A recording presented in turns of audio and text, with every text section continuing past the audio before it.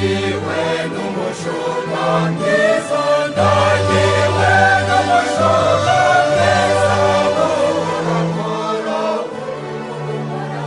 ntacyo nzabura, ntacyo nzabura, ntacyo nzabura, nyagasani.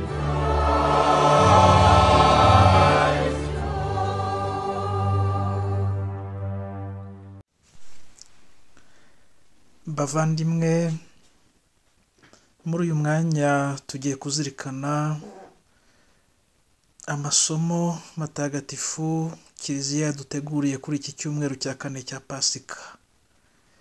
Ni inyigisho mugiye kugezwaho na Padiri Théodose Mwitegere wo muri diyosezi ya Nyundo.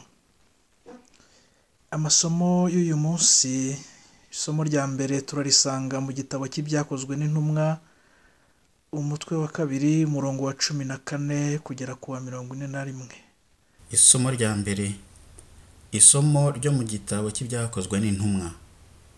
Ku munsi wa Pentekosti, Petero ahagararanye na ba 11 arangururirwa agira ati, inzu yose ya Isirayeli nimenye idashidikanya ko Yezu mwabambye Imana yamugize umutegetsi n'umukiza. Ngo bumva ayo magambo barakangarana, babaza Petero n'izindi ntumwa bati, bavandimwe dukora iki? Petero arasubiza ati, nimwisubireho, buri muntu muri mwe abatizwe mu izina rya Yezu Kristo kugira ngo ababarirwe ibyaha bye, kandi muhabwe ingabire ya Roho Mutagatifu. Kuko isezerano rimwe ryagenewe kimwe n'abana banyu ndetse n'abari kure bose n'abandi batabarika uko Nyagasani Imana yacu azabihamagarira. Ababwira n'andi magambo menshi yo kubemeza no kubakomeza agira ati, nimwirokore mwitandukanye n'abantu bayobye. Nuko abemeye izo nyigisho barabatizwa. Uwo munsi biyongeraho abantu bagera ku 3,000. Iryo ni ijambo ry'Imana. Isomo rya kabiri turarisanga mu ibaruwa ya 2 yanditswe na Petero intumwa, umurongo wa 2, umutwe wa 2 umurongo wa 20 kugera ku 25. Isomo rya kabiri, isomo ryo mu ibaruwa ya mbere ya Mutagatifu Petero intumwa. Bavandimwe, niba mwiyumanganyije imibabaro mwatewe n'icyiza mwakoze, ngiye ingabire mu maso y'Imana. Nuko rero icyo nicyo mwahamagariwe, kuko na Kristo yababaye ku mpamvu yanyu, akabasigira urugero kugira ngo mukurikize inzira ye. Utigeze akora icyaha kandi akaba atarigeze avuga ibinyoma, agatukwa ariko ntasubize igitutsi, mu bubabare bwe ntagire uwo akangara, ahubwo akiragiza umucamanza w'intabera, we wajyanye ibyaha byacu mu mubiri we bwite ku musaraba, kugira ngo nitumara gupfa ku byaha tubeho mu butungane.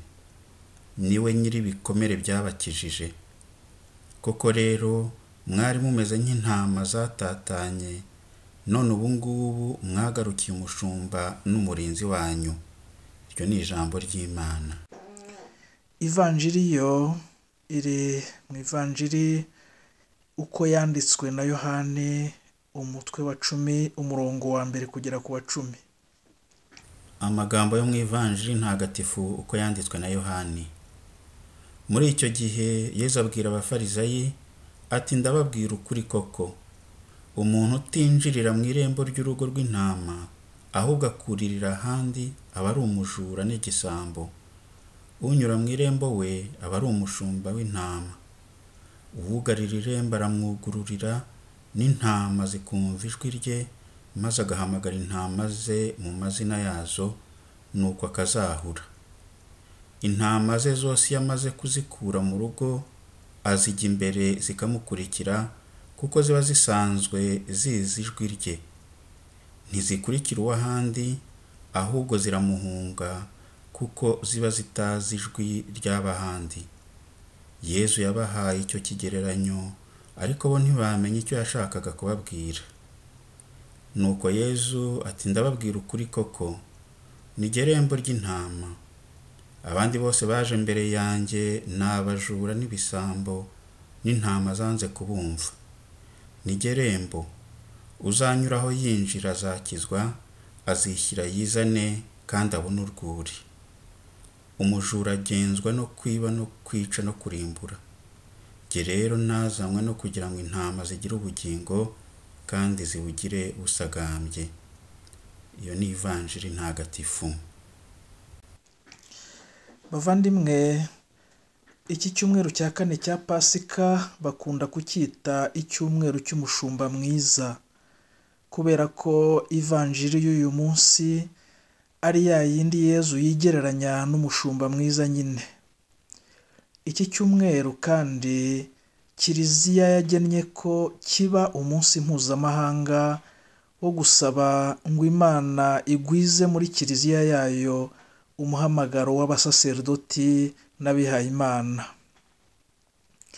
Ingingo ya mbere ngira ngo tuzirikaneho ni uburyo Yezu avuga umushumba. Abashumba barimo ibice bibiri. Mu ivanjiri ya none Yezu abangikanya abashumba babiri. Ku ruhande rumwe hari umushumba mwiza, ku rundi ruhande hakaba umushumba mubi. Ivanjiri kandi tubwira ibiranga abo bashumba bombi. Umushumba mwiza ngo niwe mushumba w'intama. Uwugarira irembo aramukingurira. Intama zumva ijwi rye, amenya intama ze. Intama ziramukurikira kandi akazitangira ubugingo bwe. Umushumba mubi we ni umujura n'igisambo. Ntiyinjirira mu irembo ry'intama, ahubwo yuririra ahandi. Intama ntizimukurikira, ahubwo ziramuhunga kuko zitazi ijwi rye. Ese abo bashumba babiri ni bande? Igisubizo cy'iki kibazo kiroroshye. Umushumba mwiza ni Yezu ubwe. Mu ntangiriro Abayisiraheli bari aborozi b'abimukira. Bagendaga bimuka bakurikiye ubwatsi bw'amatungo yabo. Ubwo buzima bwabo bwo korora amatungo bwinjiye cyane mu muco wabo, ndetse bukanigaragariza mu mvugo yabo. Akenshi iyo bashakaga kuvuga isano iri hagati y'umwami n'abaturage, cyangwa se isano iri hagati y'Imana n'umuryango wayo, bifashishaga imvugo ishushanya y'ubuzima bwa gishumba. Ni muri ubwo buryo bavugaga ko Imana ariyo mushumba nyawe wa Isiraheli. Isiraheli nayo ikaba ubushyo bwo mu rwuri rw'Imana. Icyo kigereranyo kigaragara henshi mu isezerano rya kera. Kuvuga rero ko Yezu ari umushumba mwiza byibutsa iyo mvugo yakunze gukoreshwa kenshi imbere ye, kandi mu by'ukuri niwe yashushanyaga koko. Niwe mushumba nyawe, bitari gusa ku muryango w'Imana wa Isiraheli, ahubwo umushumba w'amahanga yose. Umushumba mubi wese ninde? Yezu abo yitaga abashumba b'abajura n'ibisambo ni bantu ki? Nk'uko tumaze kubivuga, ikigereranyo cy'umushumba cyakoreshwaga ku bayobozi b'umuryango w'Imana, gishaka kumvikanisha ko nk'uko umushumba agomba kwita ku bushyo bwe, nabo abo bayobozi b'umuryango w'Imana nabo bagomba kwita ku bo bashinzwe, bakamenya ikibabeshaho kandi bakabarinda. Ni kenshi abahanuzi batandukanye bagiye bibasira abayobozi b'umuryango wa Isiraheli kubera ko bateshutse ku nshingano zabo. Aha twakwibuka amagambo akomeye umuhanuzi Ezekiyeli yabwiye bene abo bashumba, agira ati bariyimbire abo bashumba ba Isiraheli biragira ubwabo. Mbese ye ubundi abashumba ntibagomba gukenura ubushyo? None mwebwe murinywera amata, murambara imyambaro y'ubwoya bw'intama, mukigabiza iz'imishishe kurusha izindi, ariko ntimwite ku matungo. Intama zinanutse ntimwazondoye, iyari irwaye ntimwayivura cyangwa ngo mwomore iyakomeretse. Ntimwagaruye iyari yatannye ngo mushakashake iyazimiye, ahubwo mukazishorerana ubugome n'umwaga. Zaratatanye kuko nta mushumba, zihinduka umuhigo w'inyamaswa z'ishyamba kuko zatatanyijwe. Dore amatungo yanjye arangara ku misozi yose n'ahantu hose hirengeye. Yakwiriye imishwaro mu gihugu cyose, nta n'umwe uyitaho, nta n'uwaruhije ayashakashaka. Tubisanga mu gitabo cy'umuhanuzi Ezekiyeli umutwe wa 34 umurongo wa 1 kugera ku wa 6. Bavandimwe, abo bashumba bateshukaga ku nshingano zabo bakazimiza intama bashinzwe, si aba kera gusa ahubwo no mu gihe cya Yezu bariho. Niyo mpamvu Yezu yivugira ko yoherejwe gushaka intama zazimiye za Isiraheli. Ni kenshi kandi twumva Yezu agirira impuhwe abantu, akavuga ko imbaga yamukurikiraga imeze nk'intama zitagira umushumba. Ngabo rero abashumba babi, b'abajura, ibisambo n'abacanshuro, bata intama zigasigara zonyine. Mu gihe cya Yezu abo bashumba mu by'ukuri bari abafarisayi, abigisha amategeko, abaherezabitambo n'abakuru b'umuryango. Nibo Yezu yabwiraga aya magambo. Ingingo ya kabiri ngira ngo tuzirikaneho noneho ni abashumba b'iki gihe turimo. Ese twavuga ko abashumba bo mu gihe cyacu nabo barimo ibyo bice bibiri? Yego, abashumba bo mu gihe cyacu nabo barimo ibice bibiri.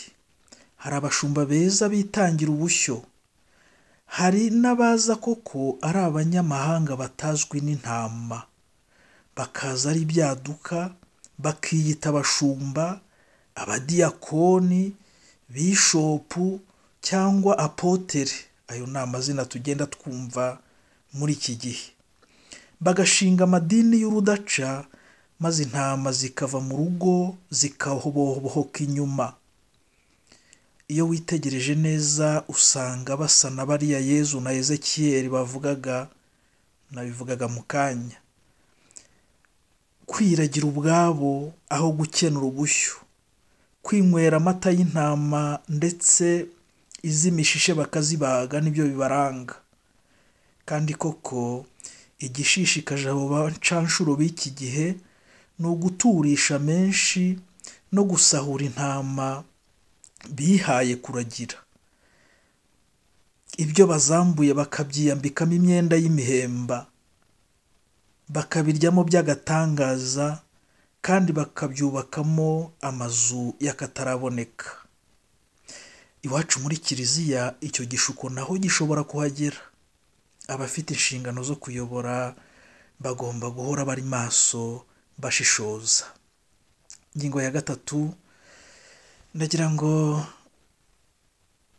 tuganire ku bimenyetso by'iki gihe mu bashumba b'iki gihe, cyane cyane ibimenyetso dushobora kureberaho ko umushumba yananiwe cyangwa yadohotse. Ikimenyetso cya mbere kigaragaza ko amatungo afite ikibazo ni ukumena. Umushumba ucyura amatungo mu gitondo yakanguka agasanga yamennye, yagiye kona imyaka y'abandi, agomba kumenya ko yananiwe cyangwa yadohotse. Izo aragiye ntizihaga, ararumanza.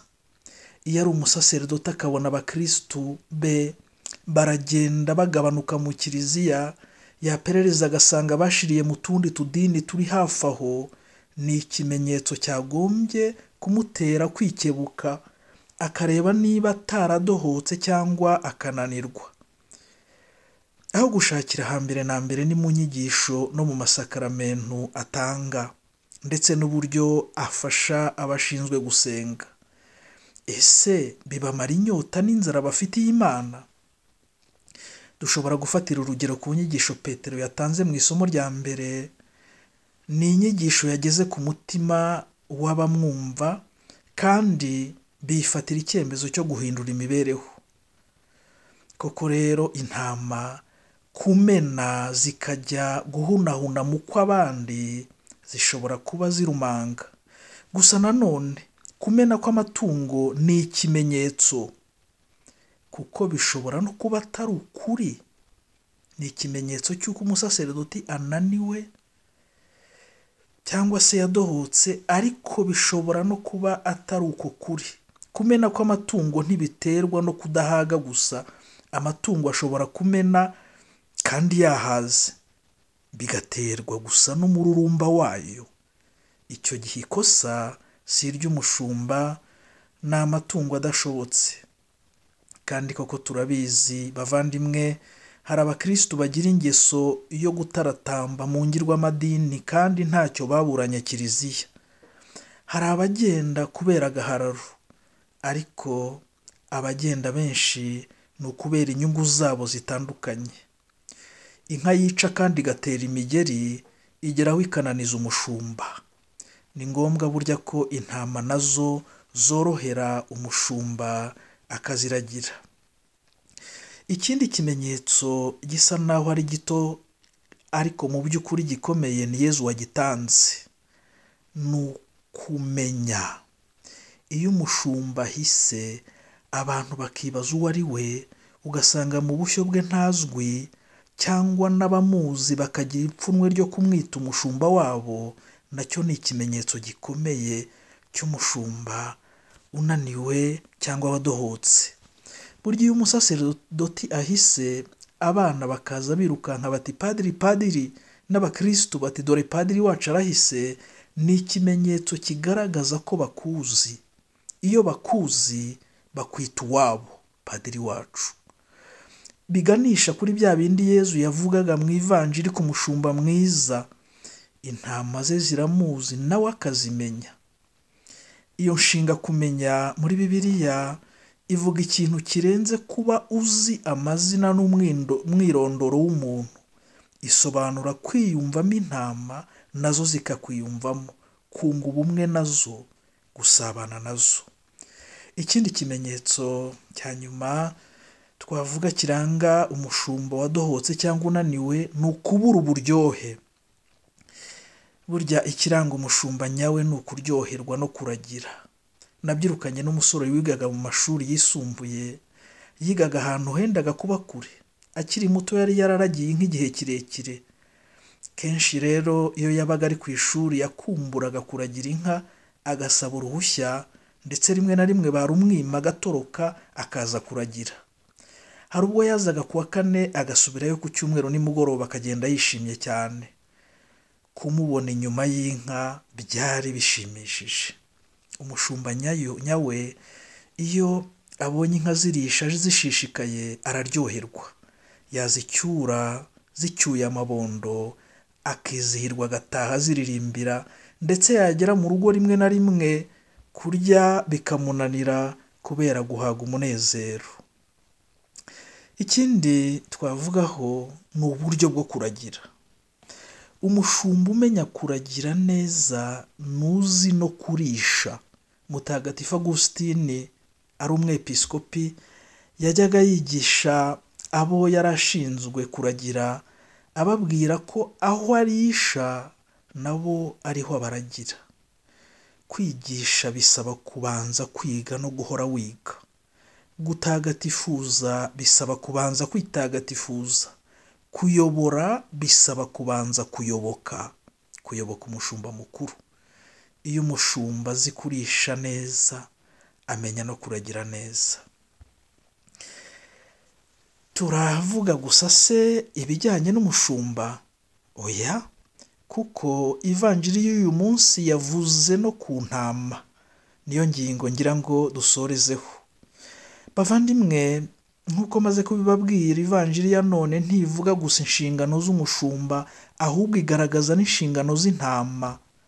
Inshingano ya mbere y'intama ni ukumva ijwi ry'umushumba. Muri Bibiliya kumva bivuga ibintu bitatu.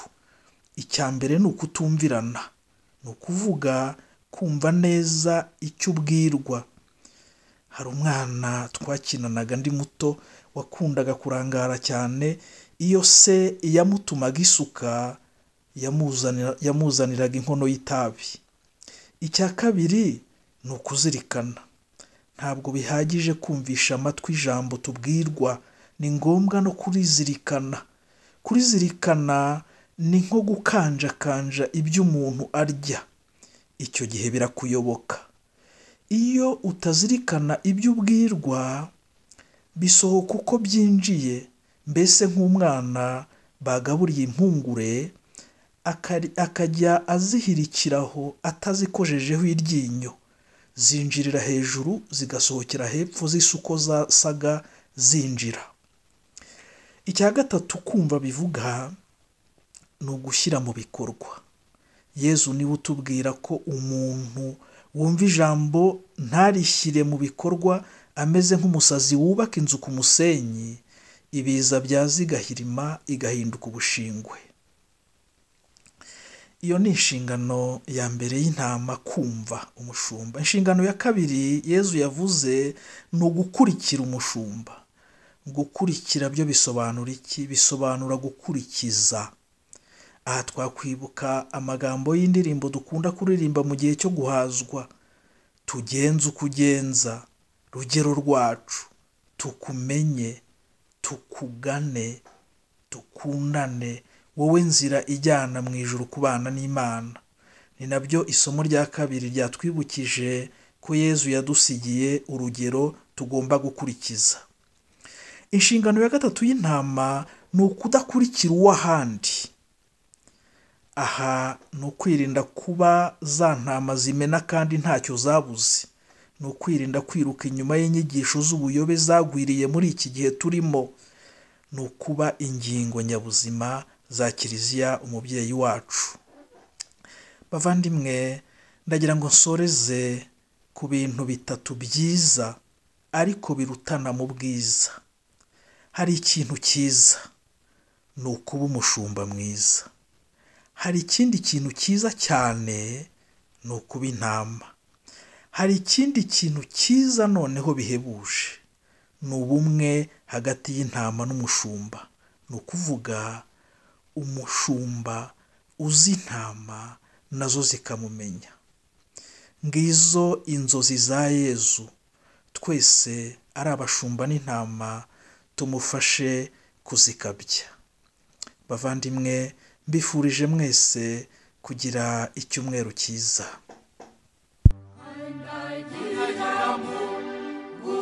mu rwuri rutoshye, ashobora kwiriba